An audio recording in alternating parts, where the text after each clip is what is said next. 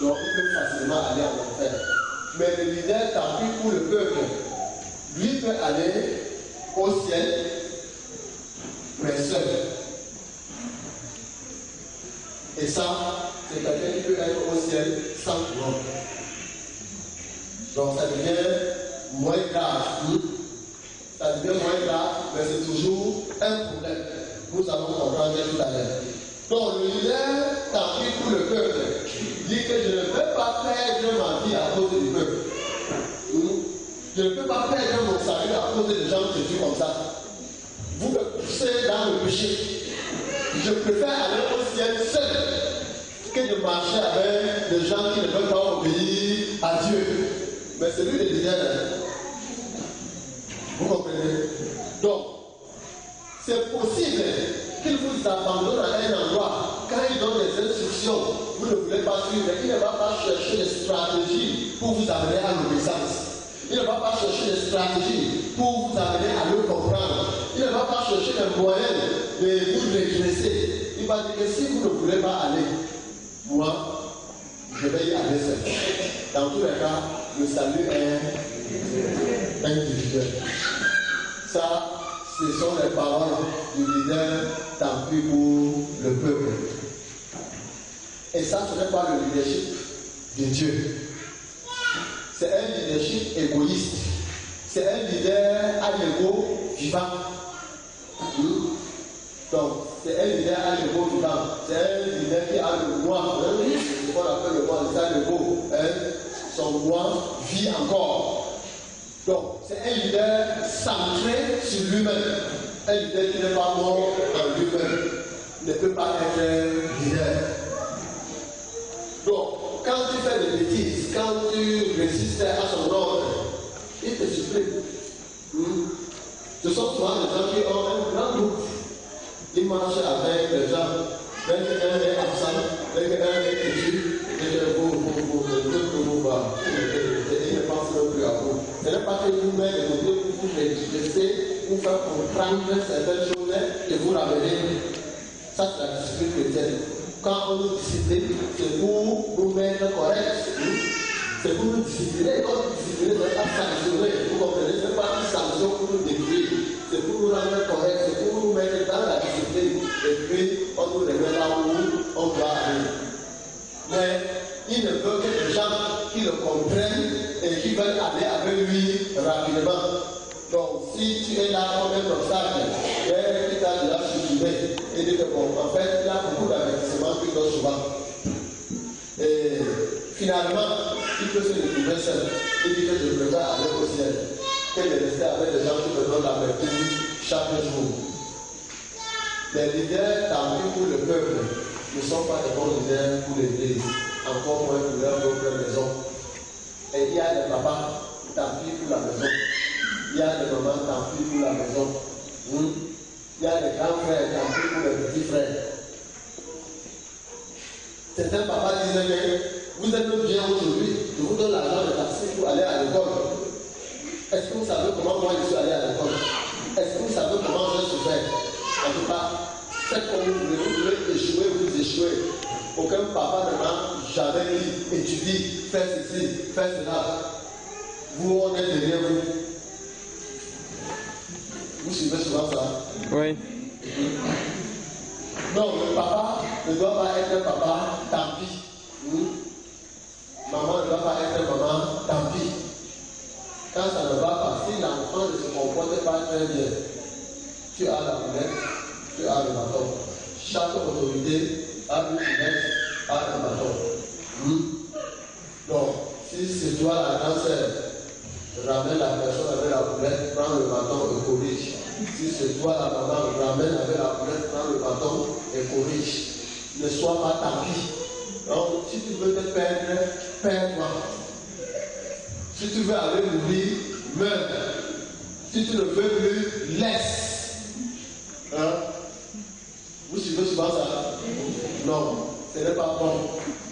Donc, quand tu es leader, quand tu es à la tête, fais des efforts pour amener les gens. Tu peux parler comme cela, mais pour motiver les gens, pas effectivement pour les chasser pour le temps. Vous comprenez? Donc, tu peux te lever et dire que vous ne voulez pas travailler, partez, je veux plus voir personne. Je ne veux pas le voir. Et après, tu vas voir comment les gens sont un peu brisés. Et puis, en fait, tu disais ça pour les réveiller. Et tu le motives, tu dis que ok, allez encore faire. Et cette fois-ci, que ça soit bien fait. Mais d'autres, ceux qui sont tant pis pour le peuple, quand ils ont déjà souligné une faute, tu es éliminé. Chaque faute élimine est pour de bon. Et ils doivent être remplacés. Donc, ce sont des gens qui ont beaucoup d'anciennes gloires dans leur monde, dans leur équipe. Donc, c'est ce qu'on appelle les anciennes gloires. Voilà. Donc, ceux qui ne jouent plus.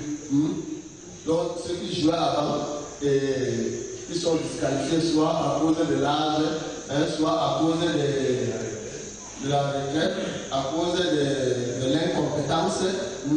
Voilà. On les met de côté. Et puis, tu suis seulement. J'étais choriste. J'étais grillé de prière.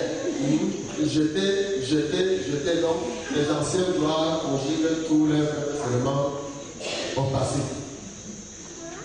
Donc, et quand il y a beaucoup d'anciennes gloires, c'est quand le leader a beaucoup de cette tendance à être un leader, tant pis pour le peuple.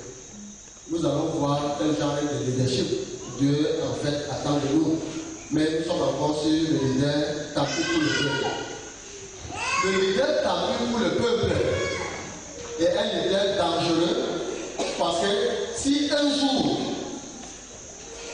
toute l'œuvre, tout le groupe, toute l'entreprise tombe entre ses mains, il est la tête. C'est possible que l'entreprise finisse quand lui aussi va finir. Est-ce que vous comprenez? Vous me suivez très bien. C'est-à-dire que quand il est un leader, tant pis pour le peuple, tant pis pour le groupe, tant pis pour les autres, il va travailler centré sur lui-même. Si vous ne voulez pas bien faire votre travail, moi je crains Dieu, je ferai très bien mon travail. Et il le fait. Il fait très bien sa part. Mais puisqu'il n'investit pas dans la vie des autres, il n'aura pas de successeur. Voilà pourquoi je dis que quand il va finir, l'entreprise va aussi finir s'il était la personne qui est à la tête. Voyons cela, ça s'est passé dans Josué chapitre 24, verset 15.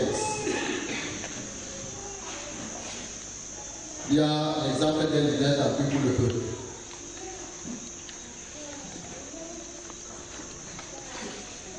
Donc ce leader, tant pis pour le peuple, peut être loyal, vraiment loyal vis-à-vis de son leader principal. Vous comprenez? Mais aucun engagement vrai et ferme vis-à-vis du peuple. Josué 24, verset 15. Josué 24, verset 15. Et si vous ne trouvez pas compte de servir l'Éternel, choisissez aujourd'hui qui vous voulez servir. Ou les dieux que servaient vos pères au-delà du fleuve, ou les dieux des Amoréens dans le pays desquels vous habitez. Moi et ma maison, nous servirons l'Éternel. Est-ce que vous suivez? C'est un leader qui parle comme ça. Parce que le peuple était rebelle. Il dit que, ok, puisque vous clochez, vous ne savez pas si c'est l'Éternel qu'il faut servir, si ce sont les dieux païens qu'il faut servir.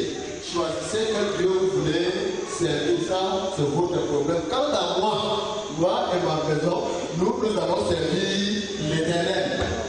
Et vous savez ce qui s'est passé? Il a remplacé Moïse. Moïse l'a formé. Parce que Moïse, c'est le modèle de leadership. Celui-ci, c'est un leader tant pis pour le peuple, tant pis pour vous. Moi et ma maison, nous allons servir l'Éternel. Faites ce que vous voulez.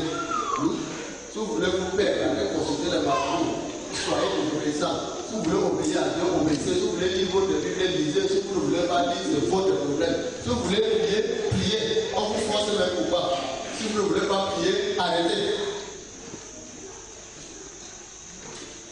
Et il a dit quoi? Moi et ma maison, nous servirons l'Éternel. Après lui, il a pris des leaders de Jean et de Moïse. Vous comprenez? Moïse a conduit.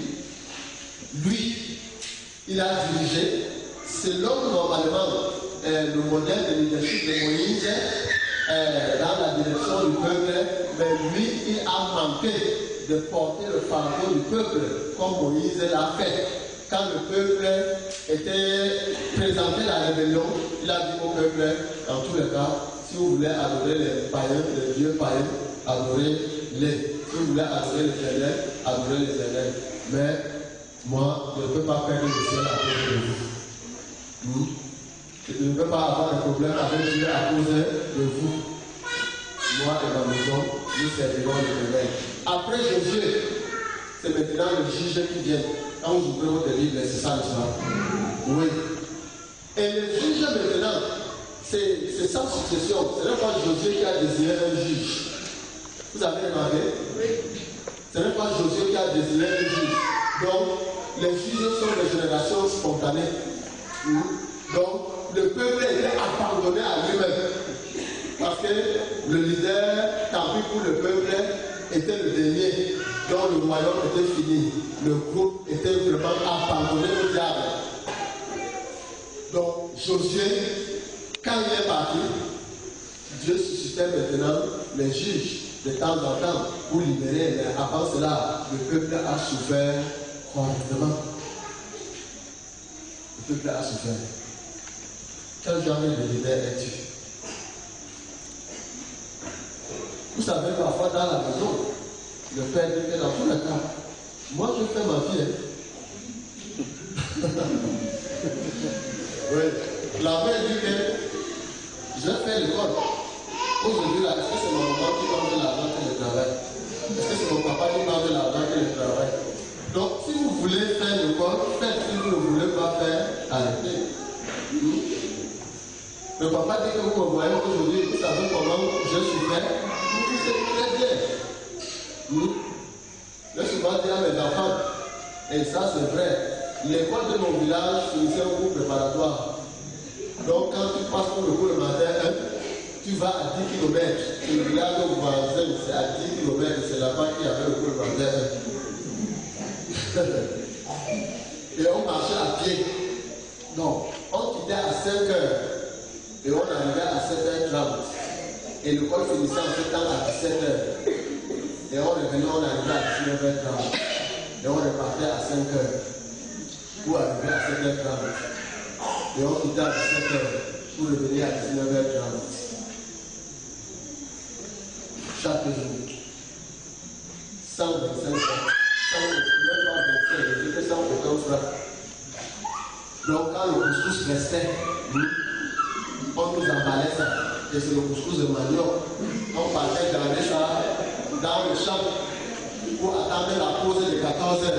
Quand on revenait, le soleil avait déjà fait fondre ça. Donc ça devenait la bougie. Et on faisait ça, on le jette pour retourner à l'école vers 15h pour continuer jusqu'à 17h. Et quand on voit aujourd'hui comment on paie le taxi à l'enfant, on paye l'argent, donne l'argent pour manger, il part transporter, il revient transporter, il mange très bien, il a tout le matériel, mais il rentre, il ne veut pas étudier. Il ne veut rien faire. Il faut encore que tu t'asseyes pour lui dire que tu as étudié et parfois il te trompe, il a le cahier renversé, il dit qu'il est en train d'étudier. C'est quand tu prends attention que tu vois que c'est même renversé. Comment vous voulez que les parents soient fiers? Ce n'est pas possible. Donc, quand on dit souvent aux enfants que voici comment nous on a marché, ce n'est pas pour vous dire que ce n'est pas toujours pour vous dire que si vous voulez échouer, échouez.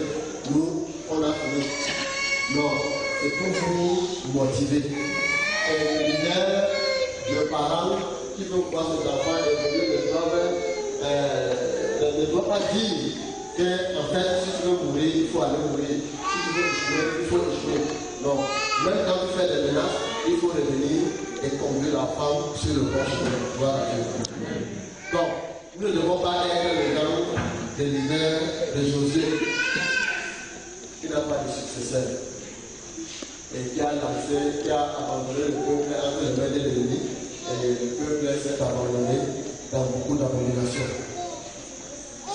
Donc, je dis que ce leader peut être loyal vis-à-vis du leader principal, mais il n'a pas d'engagement pour le peuple. Et ça, c'est une vie. Si tu es leader, c'est pour le peuple. Tu n'es pas leader pour le leader principal. Vous comprenez? Donc, quand on te donne un groupe de personnes, si tu es établi sur une famille, si tu es établi sur un village, si tu es établi sur une ville, c'est pour que cette ville-là, ce village-là, cette famille-là, ce groupe-là bénéficie de ton leadership d'une manière vraie. Voilà. Maintenant, le leader jamais sans le peuple. C'est le modèle de leadership de Dieu. Le leader jamais sans le peuple. Et en passant, vous devez savoir, en fait, le leader positionnel maintient les gens parce qu'il veut aussi avoir la position. Mais c'est dans l'intérêt du leader de ne pas disperser son peuple. Vous comprenez? Le leader est appelé, vous allez voir l'exemple biblique même du Seigneur. Le leader est appelé à garder tout son peuple. J'ai vu une image sur internet. Il n'y a pas de bâton aussi. Il y aurait. Bon, s'il y a un bâton là, même un balai, donnez-moi, je vais vous montrer ce que j'ai vu.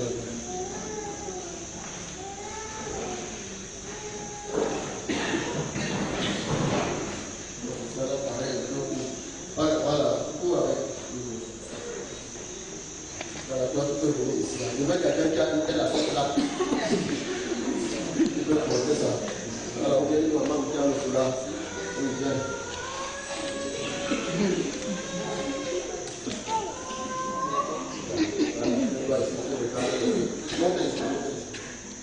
Montez, il y a pas de problème.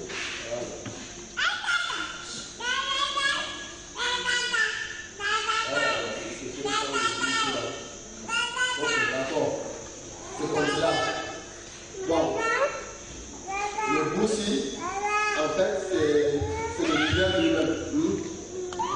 Très bien. Et donc, on met comme ça. Donc là, voilà. Et en fait, voici le peuple. Voici le peuple. Le bout, là où il y a le balai, c'est le leader. Voici le peuple. Pour que le leader tienne, il faut qu'il y ait le peuple. Vous comprenez? Bon, il y a des leaders qui disaient que partez. Partez. Je ne veux plus de vous. Partez. Hein? Voilà. Et un pas, le poids diminue. Voilà. Une autre situation arrive, il se comporte mal. Hein? Vie impure, vie d'immoralité, les gens sont découragés. D'autres personnes partent. Hein? Vie de mensonges, d'autres personnes partent. Vie incorrecte. Hein? Les gens partent. Finalement, il reste une ou deux personnes et finalement, c'est lui qui tombe lui-même. C'est en fait ça. Donc, le leader est fort quand le peuple est stable. Est-ce que vous comprenez? Donc, le leader trouve sa force dans la stabilité du peuple. Les gens quittent. Finalement, le leader va devenir misérable. Et s'il n'y a plus de peuple, il n'y a plus de leadership. Il ne peut pas diriger. Donc, le leader a l'obligation, je dis très bien, l'obligation d'être un exemple, d'être un modèle, transmettre cela au peuple et maintenir le peuple dans la vision de Dieu. Donc, nous sommes en train de parler maintenant du leader jamais sans le peuple. C'est le genre de leadership de Dieu. C'est le leader pionnier. C'est le leader pionnier. C'est le leader qui pose un fondement sur lequel quiconque peut bâtir sans problème, sans risque de se détruire. c'est le leader selon son leadership. Jean chapitre 12, 17, Jean chapitre 17, verset 12.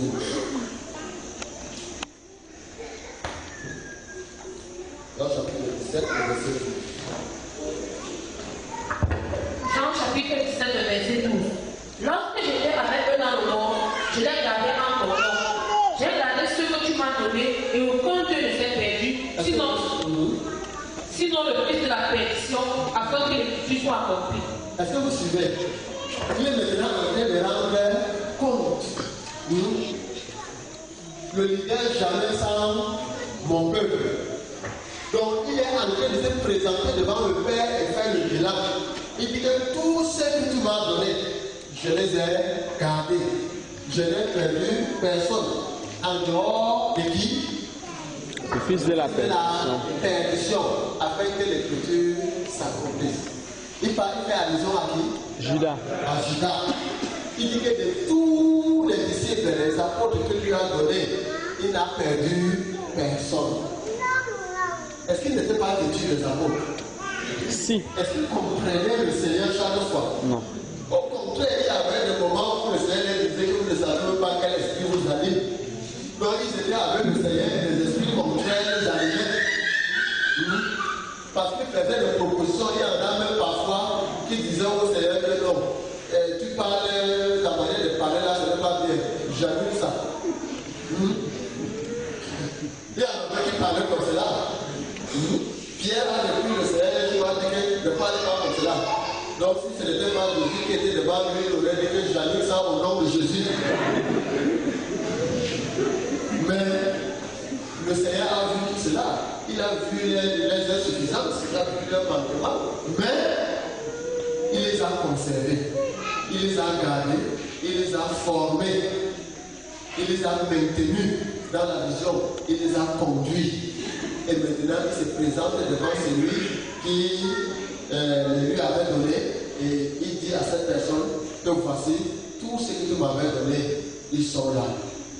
Regardez maintenant ce qui se passe.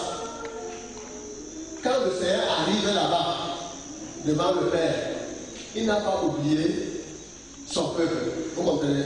Il n'a pas oublié son peuple. Lisons un peu plus haut, au verset 11. Verset 11. Je ne suis plus dans le monde, et ils sont dans le monde, et je vais à toi. Père Saint, garde en ton nom ce que tu m'as donné, afin qu'ils soient un comme nous. Est-ce que vous suivez? Il vient lui avec eux, mais il continue à intercéder pour eux. Je ne suis plus dans le monde, je ne suis plus là pour les défendre. Mais eux, ils sont encore là-bas. Toi qui me les avais donnés, garde-les. Garde-les en ton nom. Qu'ils soient eux. Donc, jamais sans son peuple, jamais sans ceux que le Père lui avait donnés. Il tenait à ceux qui étaient sous lui. Je ne suis pas en train de dire qu'absolument il faut garder les gens, même ceux qui ne veulent pas se faire garder. Il n'y a pas de groupe, il n'y a pas d'église qui ne perd pas de gens. Le Seigneur lui-même, dès qu'il a commencé le ministère, c'est lui qui avait la première église. Un jour, une foule de plus de 5000 personnes. Il avait une grande église. Le Seigneur Jésus, il avait une grande église de plus de 5000 personnes. Et il a enseigné un jour. Et les gens ont dit que le genre d'enseignement, c'est le gars, il cherchait quelque chose. Nous, on quitte. Et ils sont effectivement partis. Vous vous souvenez de ça? Oui. Ils sont partis. Et il était resté combien de personnes dans son église? 12 personnes. Il est quitté d'une grande assemblée à une assemblée de 12 personnes. Mais il ne les a pas chassés. Il a enseigné la vérité et les gens sont partis. Si nous disons que dans notre communauté, nous ne voulons pas de fornicateurs, que si quelqu'un est dans la fornication, qu'il arrête. Et la personne dit que c'est quoi ça? Vous croyez que vous êtes déjà au ciel? Moi, je pars ailleurs. Il parle, n'est-ce pas? Oui. Il y a des... Je l'ai dit souvent que je connais là où tu peux aller forniquer sans problème. Là où tu peux aller faire le toast même avec le pasteur, avec le whisky. C'est un frère qui nous racontait ici qu'il était conseiller de son pasteur, il était conseiller à l'église. Mais quand il est arrivé ici, il a vu qu'il devait tout recommencer à zéro. Il partait prier. Et puis quand on leur offrait la table, c'est en fait le pasteur lui-même qui ouvrait le bal et puis commençait les hostilités. Donc, si quelqu'un ne se sent pas à l'aise quelque part, il y a des endroits sûrement qui lui correspondent. Donc, il peut aller à cet endroit. Ce n'est pas toi qui as choisi la personne. Ce que le Seigneur t'a donné, tu dois bien les garder. Gloire à Dieu. Mais sachez qu'il y a des gens qui veulent souvent forcer pour rester, non pas dans le but d'aider l'endroit, mais de travailler négativement. Et de telles personnes, par la prière, par des conseils, si ça ne va pas, on doit les séparer de ceux qui veulent marcher selon Dieu. Ça, c'est biblique. Vous savez, le diable a combattu l'église, combattu. Le diable ne voulait pas que l'église existe. Depuis le début. Pour se faire baptiser, c'était au prix de leur tête que les premiers disciples l'ont fait. Parce que quand certains sortaient de l'eau du baptême, on les arrêtait et on les tuait directement. Donc vous avez accepté la nouvelle doctrine là. Donc c'était chaud. Et le diable n'a pas pu détruire l'église, éteindre l'église. Il a tout fait. À un moment même, les chrétiens étaient brûlés. Ils étaient brûlés pour décourager d'autres. Les sœurs avec la grossesse étaient brûlées à cause de leur foi. Mais l'église est restée vivante. Amen. Et comme il n'a pas pu à distance détruire l'église, il a dit que je vais devenir membre. Voilà.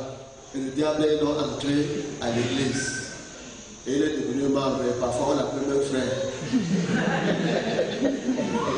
Donc, il ne travaille plus à distance. Il est entré. Il est entré. Voilà pourquoi vous suivez des choses terribles. Des pasteurs qui confondent les femmes.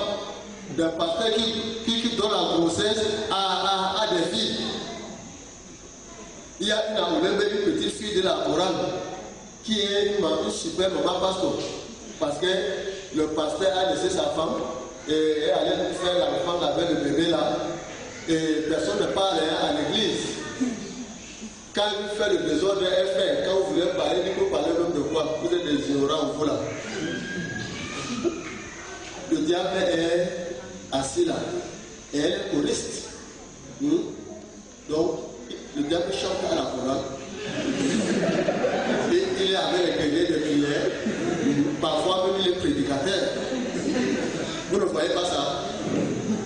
Donc il est entré à l'église. Donc, quand on identifie de telles personnes, tu dois quitter.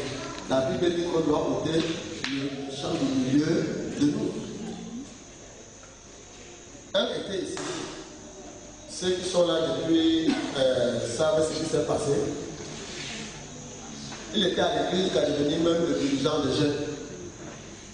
Et un jour, à la manifestation des jeunes comme maintenant là, il dit qu'il va s'asseoir sur ma chaise et prendre le pouvoir une fois. Et il s'est levé de là étant fou. Et on a intercédé encore pour lui, suppliant le Seigneur qu'il ne meure pas. Et il s'est rétabli un peu. Et on l'a amené. On a dit que confesse et qu'on te délivre. Il a confessé, mais il a dit que je ne veux pas la délivrance. Si vous me délivrez, on va me tuer. Mon rang ne permet pas qu'on me délivre. Donc je préfère quitter. Et il est parti. Vous comprenez? Donc, quand ce sont de mauvais grains, il faudra les mettre de côté. Nous voulons une église sans tache ni rire. Gloire à Dieu. Amen. Mais nous ne chassons pas les gens. Donc le Seigneur s'est présenté devant le Père et il a dit, ce que tu m'as donné, ils sont tous là. Je n'ai perdu personne, sauf le fils de la perdition. Et dans l'église aujourd'hui, comme Satan est devenu membre, il y a donc beaucoup de fils de la perdition, beaucoup de filles de la perdition, n'est-ce pas? Oui. Donc ils sont déjà plus nombreux qu'en ces temps-là. Donc quand ils partent, il n'y a pas de problème. Moïse est un leader jamais sans mon peuple. Regardez quelque chose qui s'est passé. Exode chapitre 32, verset 32.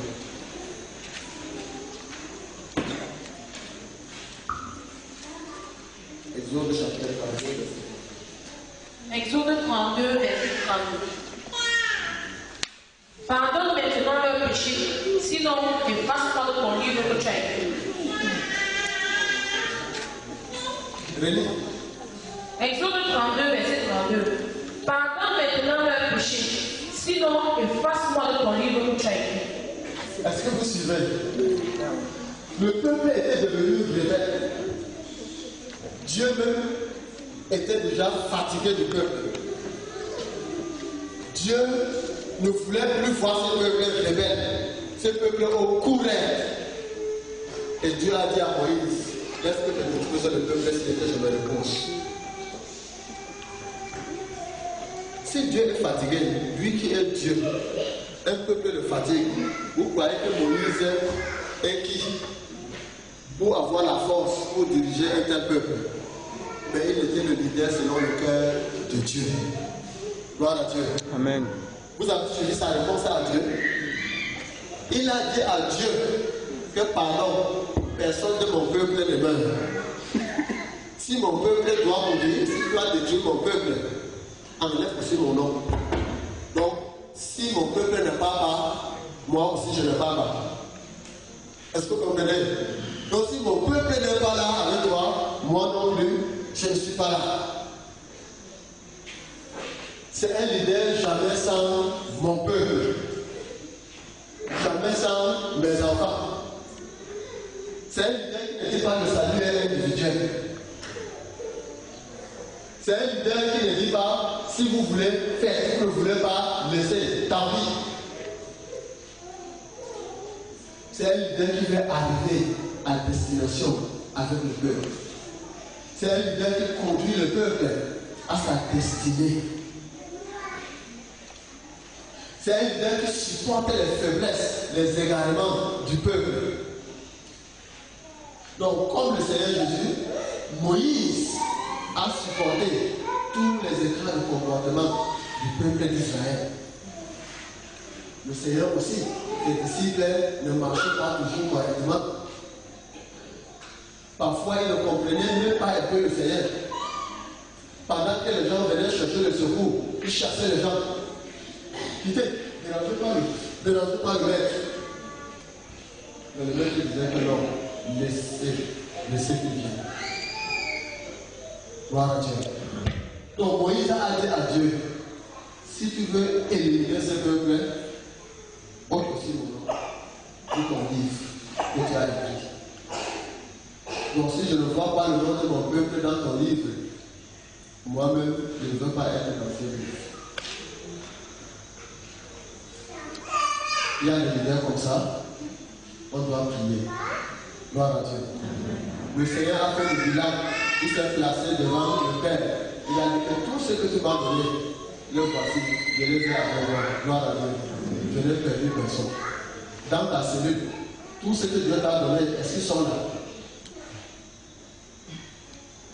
Il y a même des leaders, même s'ils ont 5 personnes, ils ne savent pas ce que font ces personnes.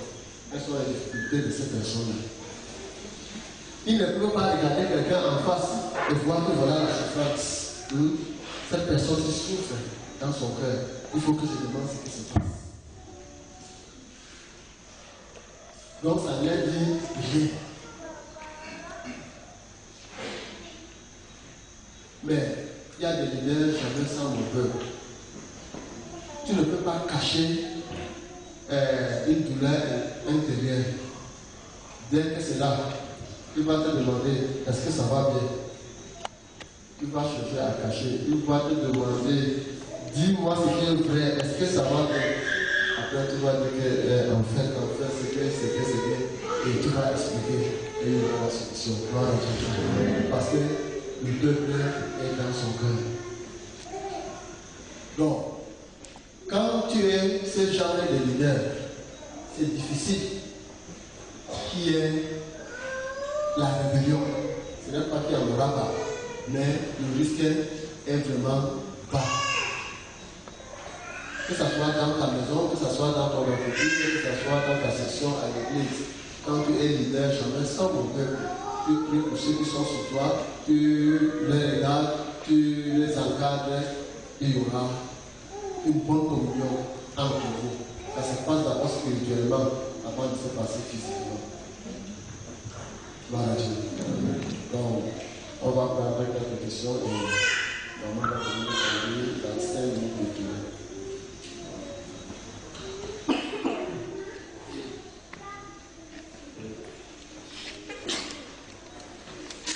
J'aimerais savoir si aujourd'hui le Seigneur pas encore permettre à un leader d'amener ça mon peuple de rater par exemple le ciel à cause du peuple comme il a fait ça de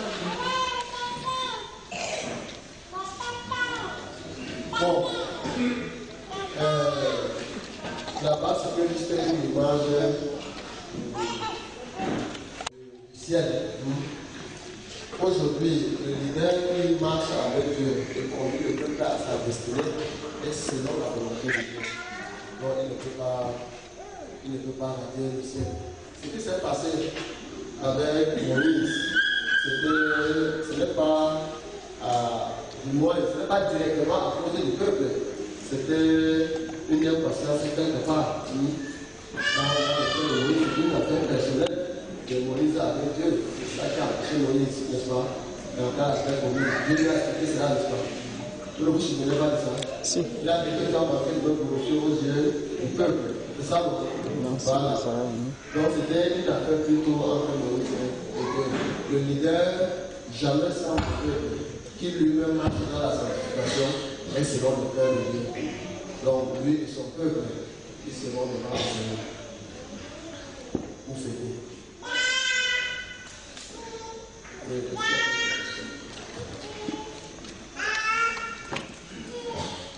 Gloire à Dieu. J'ai plutôt une préoccupation. En fait, j'admets l'infidélité dans la prière, dans le suivi des autres. Mais je voudrais savoir, voici, on a quand même prié, on a jeûné, et on se rend compte que les gens ne marchent pas. Et on s'enlise dans le silence, un silence tel que même lorsqu'on voit des mères, on n'est pas capable de dire quoi que ce soit. Et j'avoue que cela s'apparente au découragement. Je voudrais donc savoir comment gérer ça de manière pratique. Merci. Le chemin est encore long. Donc, quand quelqu'un ne veut pas changer, quelqu'un n'arrive pas encore à changer, il ne faut pas conclure que la personne a décidé de ne jamais changer. Donc, il faut continuer à prier pour la personne, à être patient et à prodiguer les mêmes conseils. En fait, quand vous regardez même notre côté, chacun a ce qui le concerne. Ce n'est pas le petit contact que nous obéissons à l'Esprit Saint, qui est notre leader direct. Donc, parfois, il nous poursuit, il nous force, parfois, il bloque le chemin avant qu'on obéisse, vous comprenez donc. Donc, de la même façon, nous devons développer de la patience vis-à-vis de ceux qui sont sous nous. Donc, continuez à prier pour eux et Dieu va apporter sûrement le changement. Oui. Ma préoccupation, c'est par rapport à Josué 24, verset 15. J'ai fait un tableau que j'ai affiché sur moi, avec ce verset. Est-ce que ça veut dire que je suis un leader dans tous les autres? Écoutant dans ma pensée, dans l'esprit de Dieu qui m'avait fait faire ce tableau, je ne me poussais pas à penser de cette manière. J'ai compris qu'en faisant ton tableau, tu étais en train de préparer que ta maison et toi, vous allez servir, consacrer à Dieu. Mais le passage là, le verset que tu as choisi, bon, toi, tu as eu une autre organisation. Mais le verset dans son contexte, n'est pas un truc à répéter. Hein? Oui, dans son contexte, oui, ce n'est pas un truc à répéter. Josué était censé conduire le peuple, pas abandonner le peuple, dire au peuple que si vous voulez, faites. Parce que, en fait, ce n'est pas la première fois que le peuple se révèle, mais le premier leader a toujours marché avec le peuple. Parfois même il y a des séparations. Dieu a envoyé, ou parfois même il a ouvert le ventre de la terre et avalé les rebelles pour que le reste du peuple continue. Donc Moïse a dit cela et continue avec le peuple. Donc au lieu de dire que le peuple fasse ce qu'il veut, moi et ma maison nous allons servir l'Éternel, il fallait au moins prendre ceux qui veulent servir l'Éternel et le mettre de côté. Donc vous qui voulez servir l'Éternel, venez vous joindre à moi et continuons notre marche. Au lieu d'abandonner tout le peuple, choisissez votre Dieu. Donc le peuple était sans leader. Donc dans ce contexte-là. Mais c'est bien que tu sois équipé pour expliquer. Parce que si quelqu'un vient et te dit que non, tu es Josué, quand tu dis que non, tu n'es pas Josué, c'est que voici ce que tu veux dire. Leader sans mon peuple, qui ne trouve pas toujours leader. Jamais sans mon peuple. Jamais sans mon peuple, qui ne trouve pas la paix, la solution pour ce peuple. Un peuple qui essaie par exemple que tu es violent et ne comprend pas tes stratégies. Il dit qu'un peuple qui n'est pas patient, qui est violent et un peuple qui ne se comprend pas. C'est à toi de te faire comprendre. Mon peuple, tu comprends. Le peuple est difficile. Le peuple est difficile. Regardez, Dieu a envoyé Moïse pour aller libérer le peuple. Mais c'est le peuple qui a dit à Moïse qui t'a établi juste sur nous. Quand tu sors pour venir dire que tu veux résoudre le problème entre nous, ou bien tu veux faire ce que tu as fait à l'Égyptien l'autre jour. Moïse prend peur et fuit. Pourtant, c'est ce peuple-là que Moïse devait sauver.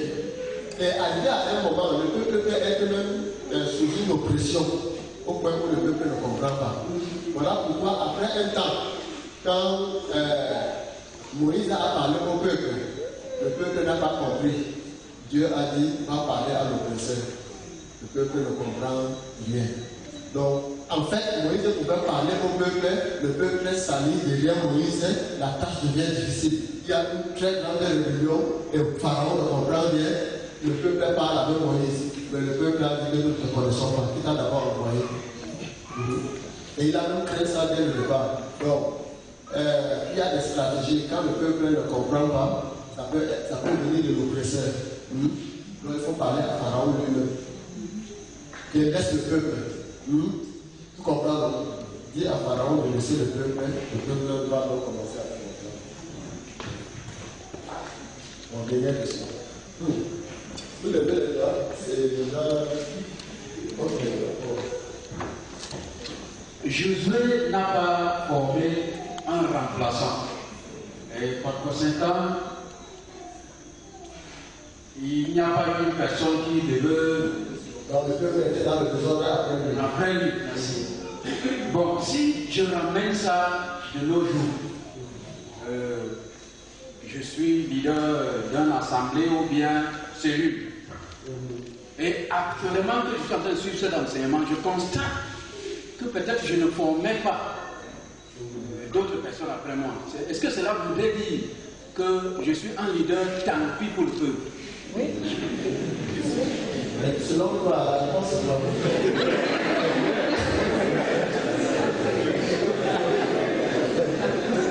Bon, si tel est le cas, que peux-tu faire?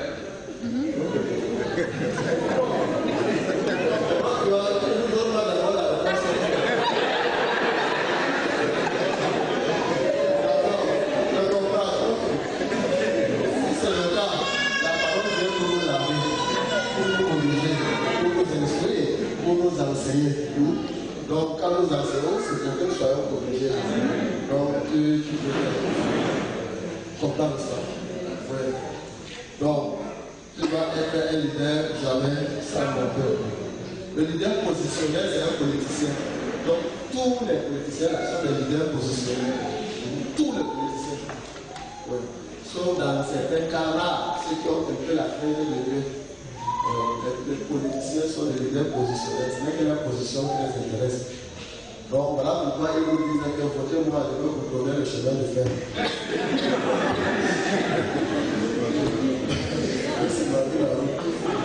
Voilà, je vais vous le donner.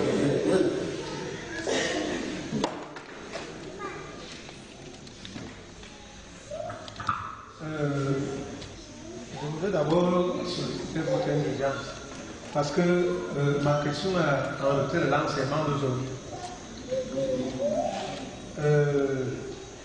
Pourquoi? Parce que j'ai commencé à lire le Nouveau Testament. Bon, maintenant, quand je suis allé à l'Ancien Testament, j'ai vu quelque chose. Et vous nous avez dispensé un enseignement sur la ressemblance à Dieu, où il fallait parler du mensonge, où vous nous direz que vous pouvez mentir peut-être pour sauver une situation, pour que quelqu'un ne meure pas. Mais sachez que le mensonge, c'est le mensonge. Et vous avez même cité la Bible, que Dieu a dit, je suis le chemin, la vérité et la vie. Bon, mais cependant, je suis allé dans l'Ancien, j'ai vu dans l'Ancien Testament Abraham, quand il est allé en Égypte. Oui, bon, j'ai déjà compris la question. Comment peut-on interpréter? Il y a même d'autres. Il y a même Rahab. Il y a même une qui est héros de la foi à cause de leur chant. Elle s'appelle Rahab. Elle est parmi les héros de la foi. Grâce à son. Je vais donc expliquer pourquoi.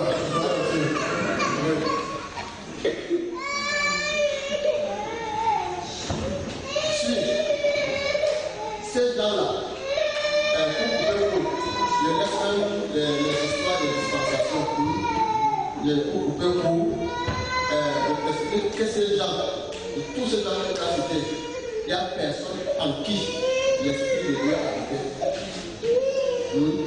Donc Dieu n'habitait dans personne parmi eux. Parce qu'en leur temps, Dieu était pour le peuple. Voilà. Au moment de la transition, quand Jésus est venu, Dieu était avec le peuple. Donc, Emmanuel, Dieu avec nous. Et maintenant, à la naissance de l'Église dont nous sommes membres, Dieu est en nous. Vous comprenez? Donc, nous avons la vérité en nous. Donc, il nous est même permis de dire ce qui est faux contre la vérité qui se trouvait en nous. Mais eux, la vérité n'était pas en eux.